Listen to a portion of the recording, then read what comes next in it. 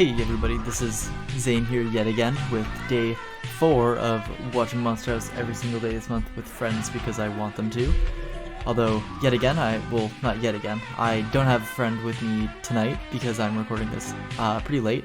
I had a decently busy day of getting some stuff done, so I didn't really have a good opportunity to sit down and discuss this with anyone. But that's okay. There's still another 26-ish days left that I can get a bunch of other people on to discuss with. So, I just finished watching the movie again, and I took even more notes this time. I took only a couple for before, but for this time I paid a ton of attention to a bunch of little things, but not too many things, because I also still need more things to talk about later on. So, getting just about right into it, one of the first things that I noticed is the camera angles and like movie shots. A lot of them are done as if someone was holding a camera, which is a really interesting choice to do because you're not limited to like where a camera might be able to fit in for space when it comes to, using animation and whatnot. But there are certain parts where it goes from like a steady camera angle to as if someone just picked up the camera and walked around. A good example of that in a different movie that is with real people would be Knives Out. So I don't want to spoil a whole lot, but you've probably seen it before on Twitter, where one person's walking out of the house and it's going from like a steady camera shot to as if someone picked the camera up and is then following her along. It's really, really cool, and it's an interesting technique. So it's cool to see them mimicking something like that in an animated movie where you don't actually have necessarily a camera. Another really cool thing that I noticed was when the DJ and Chowder are talking just after Nevercracker gets taken away in the ambulance, the camera gets angle from within the house, and a crack slowly goes up the window and like cuts off Chowder's head and like splits between DJ and Chowder, which is really, really cool and ominous. I like that a lot. Oh, I found out the movie's supposed to take place in Mayville, Wisconsin. Not that that's really anything important, but hey, that's where it's supposed to be, so if anyone from Mayville, Wisconsin is listening to this, for all I know, there could be a neighborhood that looks almost identical to this one. I don't know if any of the people working on the movie were from there or not, so I don't know if it has any big resemblance or not to something else, but hey, pretty cool.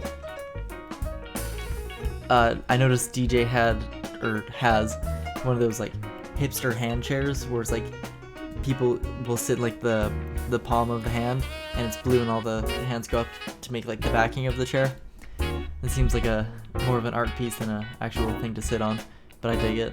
He has an interesting choice in the style, especially with his wallpaper and all the little art things he has around his house. So his room has a bunch of different, I would assume they're drawings.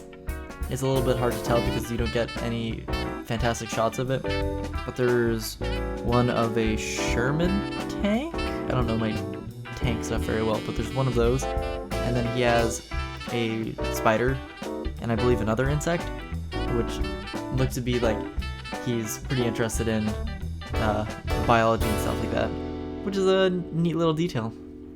Nothing like incredibly important, but hey, I like it.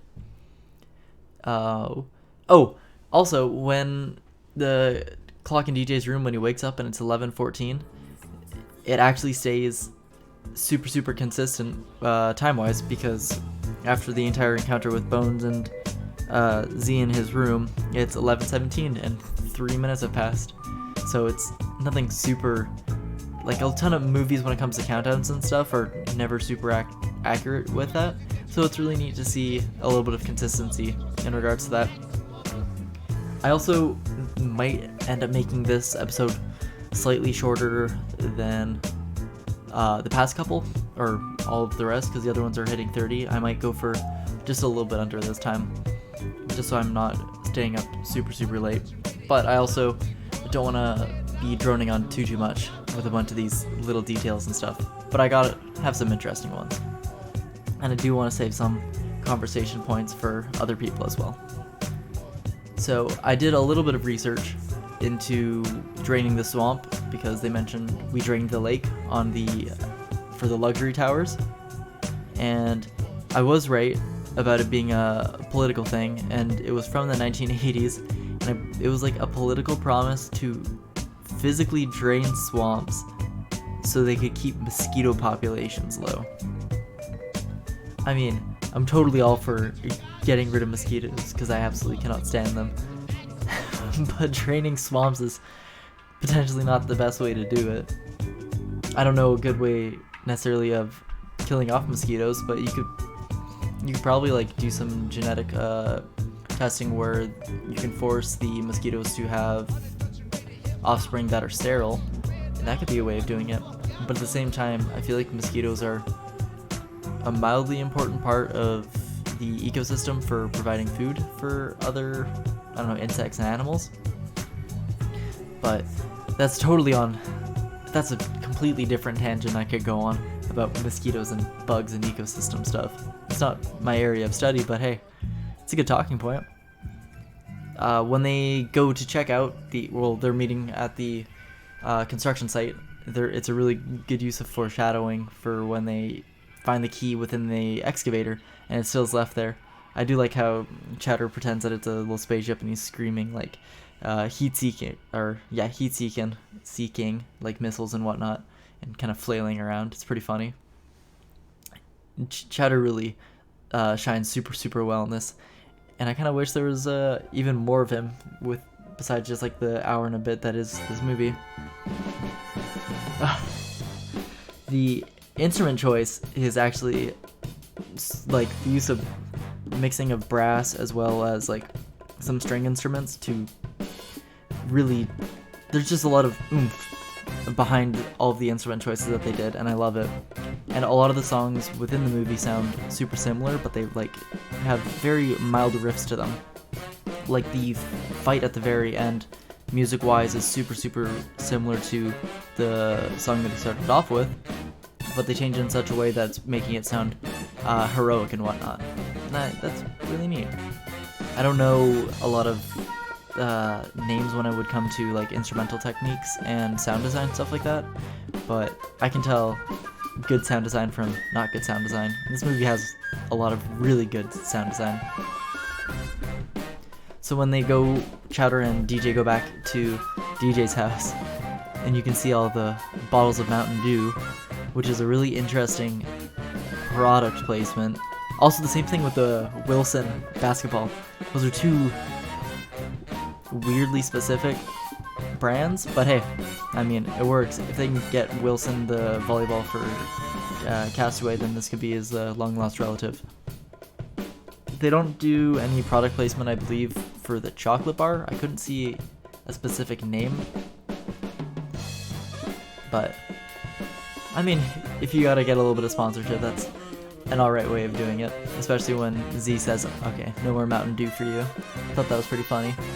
But anyways, when they're back in DJ's room, and there's all the Mountain Dew bottles filled with pee, those kids pee like an insane amount. If that's like over, I think it's like an 8-hour period, that's a lot of pee. And then it has totally reminded me of a little story that I had when I was younger.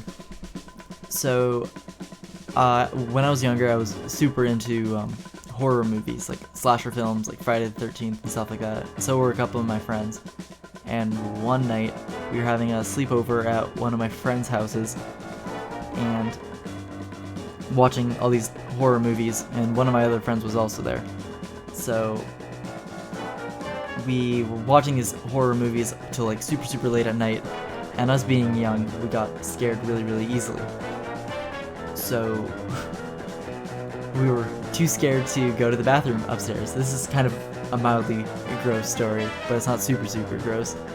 So we were too scared to go to the bathroom, which was upstairs, because we were spooked. It was super dark. Also, we weren't supposed to be awake at that point anyways. We weren't like 12 years old. We were probably like, oh no, do you know what? I think we were probably like 12. This was like grade 6 or 7-ish, around that time, so, okay, we were young. But anyways, so we peed in bottles, and one of my friends was peeing in the bottle, and he filled it all the way up, and more, and he got it everywhere. And then so we said he peed like a camel, and that is my peeing in bottle story. So I can I guess relate to the kids, but I think almost everyone's peed in the bottle. I can't be the only one. Maybe I am. This is not a story I should be telling online.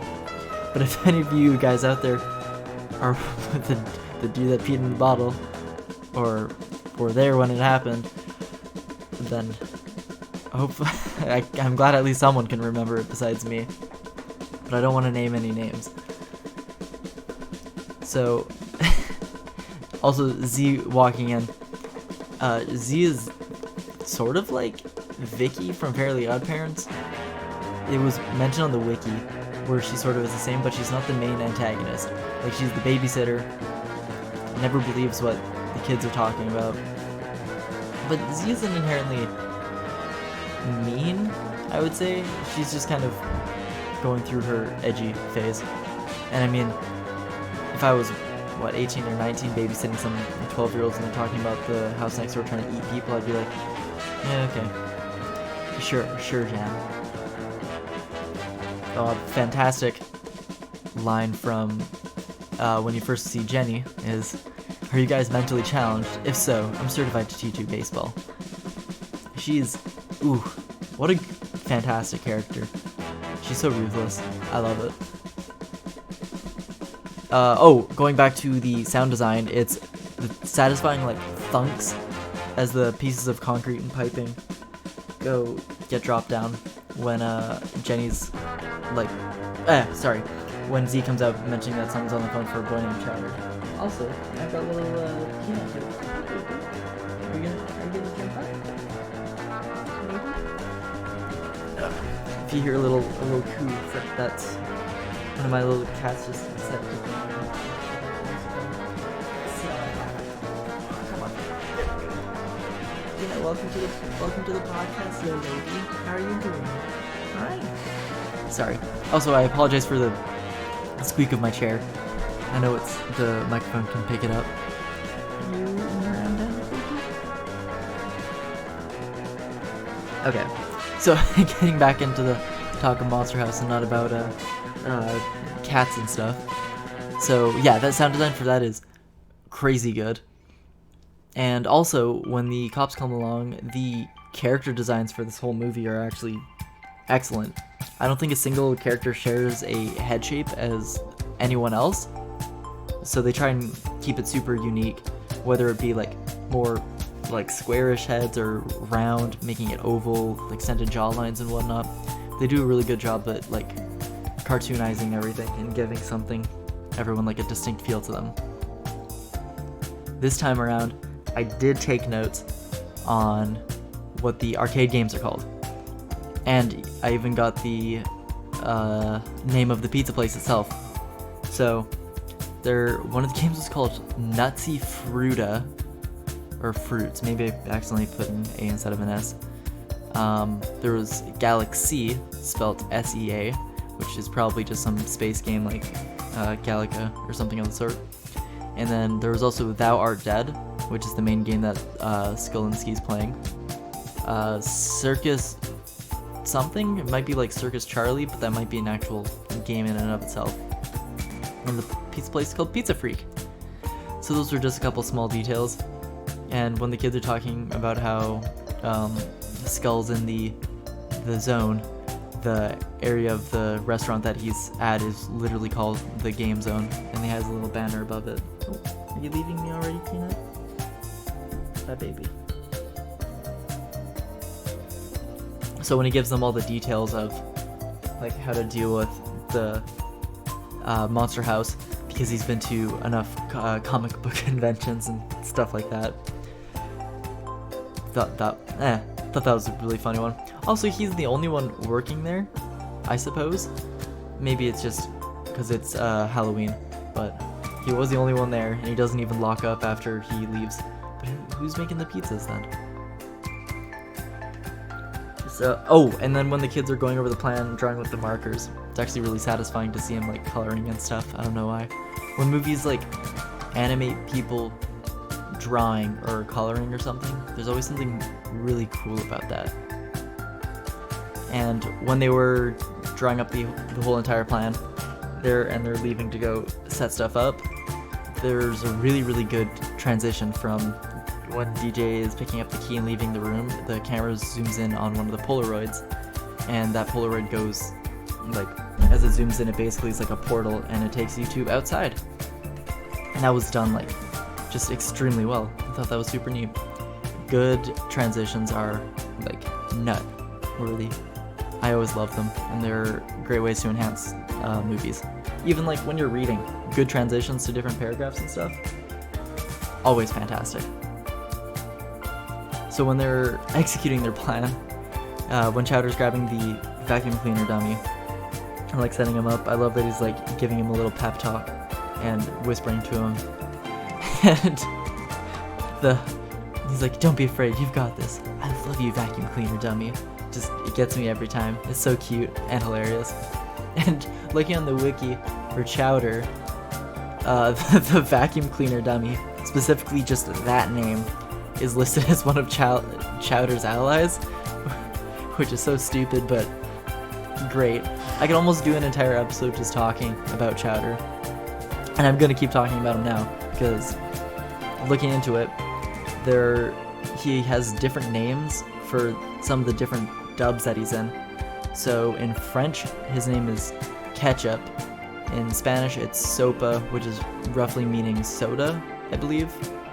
And in Italian, it's something totally I don't think it actually manages to mean basically anything, but it's kind of neat that he has different names. And specifically in the French dub, they go by his actual first name, which is Charles. So it's like Charles Ketchup, and then they don't give his last name though.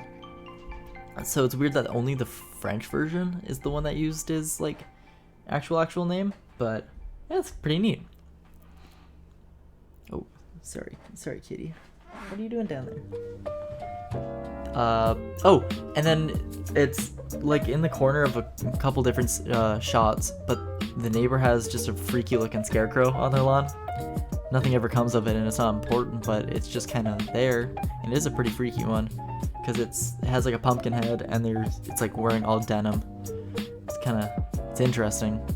And when the cops finally arrive and they're trying to put the kids away, Chowder had a great quote saying that he's on the same side as the cops. He's got his cousin's a cop in Milwaukee. Well, kinda. He has a gun at least. And even the cops saying, calling themselves super cops, and the Kevin James one saying, "Well, I guess that's why I live in a condo," is also great. Do cops, is that even like a well-paying job? I know basically nothing about that kind of stuff. Sorry, I'm moving around trying to see exactly what the cat's getting up to. She might be getting into the drawer. There's like the back paneling for my desk came separated, and for whatever reason the cats like to pull apart the back and crawl into one of the drawers from behind for some reason.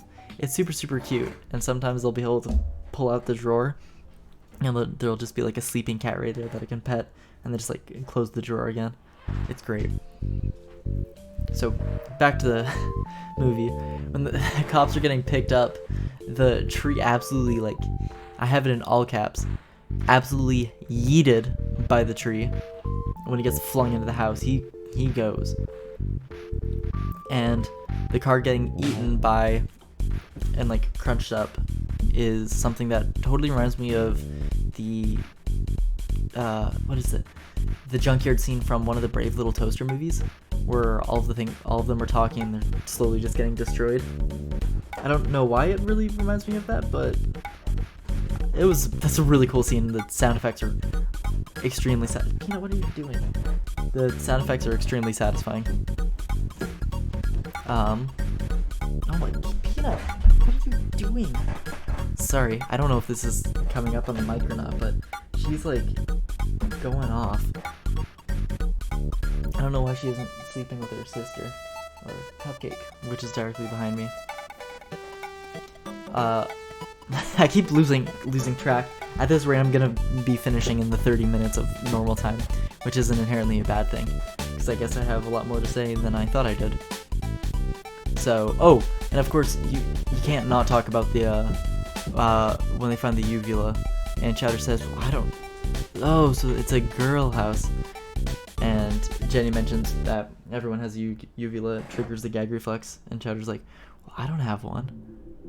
So that's one of the most quotable parts of the entire movie, besides maybe at the beginning, there's like 3 seconds left on the clock. I'm playing basketball. And he tosses up the ball. And he's like, time for an in-your-face disgrace. Gets hit, and then his nose is in his brain. Also, a fantastic part from everyone being in the house is Chowder spraying everything with water. Like he sprays Jenny, turns around, and there's a Simple Monkey, and he starts spraying that. Simple Monkeys are freaky, especially the one they used in Toy Story 3.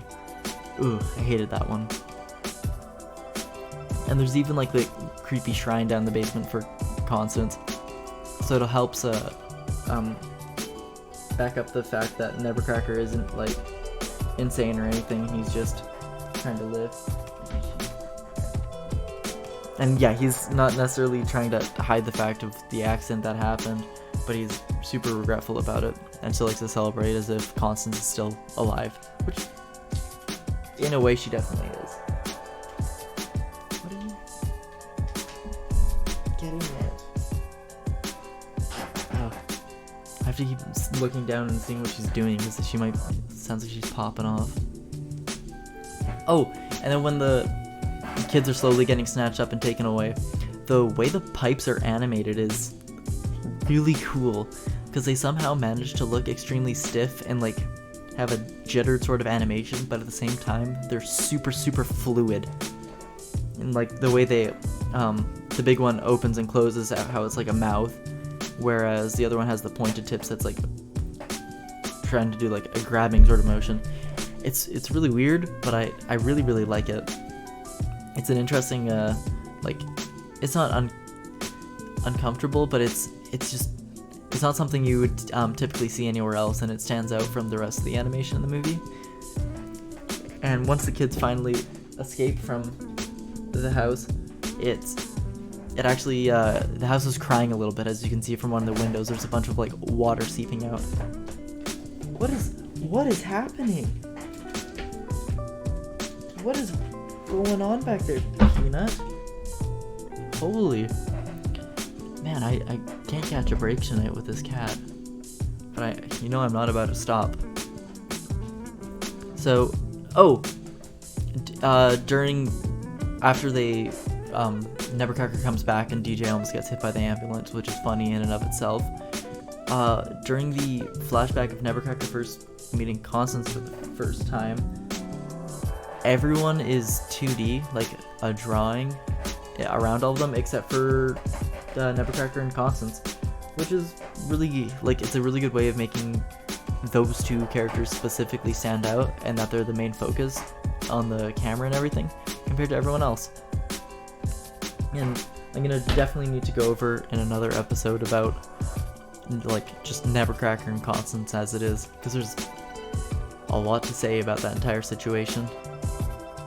And even when Nevercracker's slowly walking up to the house makes like the creepiest like grin, and I do not like it. And it's super wholesome for DJ trying to protect Nevercracker, mentioning that he's been protecting them the whole time, but now it's time for the kids to protect him.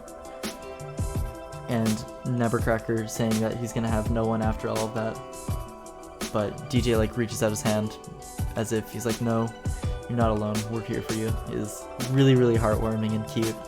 It's super sweet. And these like kids are obviously not just a bunch of hooligan troublemakers, and I like that a lot. I mean, I say I like that a lot to basically everything in this movie. The more I watch it, the harder and harder it is for me to find stuff that I'm disliking about it. But I mean, I guarantee there's stuff that I don't like, and maybe one of the episodes will have to be stuff that I don't like, and maybe other movies that did certain things better. So while the kids are running away from the house, when one of the power poles falls over, I'm like 90% certain they used those exact same sound effects from The Iron Giant, which also absolutely solid movie. But that might just be my brain playing tricks on me for the sound effect, but I'm super certain that it is like identical. And even when like DJ's trying to run away and like is talking to Nevercracker, you can see in the background Chowder in the excavator like trying to tear down the house, and like it's super satisfying watching him like trying to get the bucket like into parts of the house and like tearing it away and stuff. Oh, it's such a good part. And when they finally break down the house, as it like falls down to the pit and Chowder's talking, noticing in the background that the smokestack like lights up again and the house starts rebuilding, is so well done. They could have almost made it even creepier, but it happens nice and fast, and you see it coming, but they played it all together like super well. Okay, good. Peanut actually got into the drawer. And I get Nevercracker was stuck with Constance for 45 years. So my best guess for his age is that he's probably in his 60s. The wiki says 69, which is a haha. But I think that's a pretty fair assumption to make. And when all was said and done, the kids are trick-or-treating, and there's a couple of characters or costume designs that really stuck out to me. So one kid dressed up as a corn dog. I mean, I've had friends that have dressed up as like bags or boxes of popcorn before, and like that's fine, but like a corn dog is certainly one way of doing it. And then there's also a kid that dressed up as a mushroom. I don't know, like those items are so off the wall and weird, but I also kind of really like them at the same time. And Chowder losing his cape in the middle of the fight is almost like a sign of him growing up. I mean, it's not inherently super that, because they still end up going trick-or-treating, but I'd like to imagine that that's like a maturity point for him after standing up and like trying to take the house on just by himself. It's a pretty good moment. And it looks like I'm actually pretty much just at like the 30-minute mark here. The time actually flew by super fast. I didn't think with all the notes that I took that it would go on long enough to be roughly 30 minutes, but here we are. I guess it was roughly like 500 words. I'm sticking these in a Word document along with questions that I have for people that will be potentially coming on. So I think a really good way of ending this off is an excellent quote from the movie, of course, and then I'll do a little final review for watching it again this time. So I'm gonna give this movie 45 Nevercracker years out of 45. A perfect rating yet again. It deserves it. And I'll leave you with a quote. I spent $32 for that ball. I mowed the lawn and begged my mom for a raise 28 times. I've never worked that hard in my life. So this has been Zane here, with another day of Monster House every single day. I hope you are enjoying listening to these, because it's still really enjoyable for me to do. And if, as always, if you have any suggestions or want to come on the show, or I don't know, anything, please feel free to get in contact with me, and I'd love to have you on to discuss things. Alright, you guys have a great night. See ya.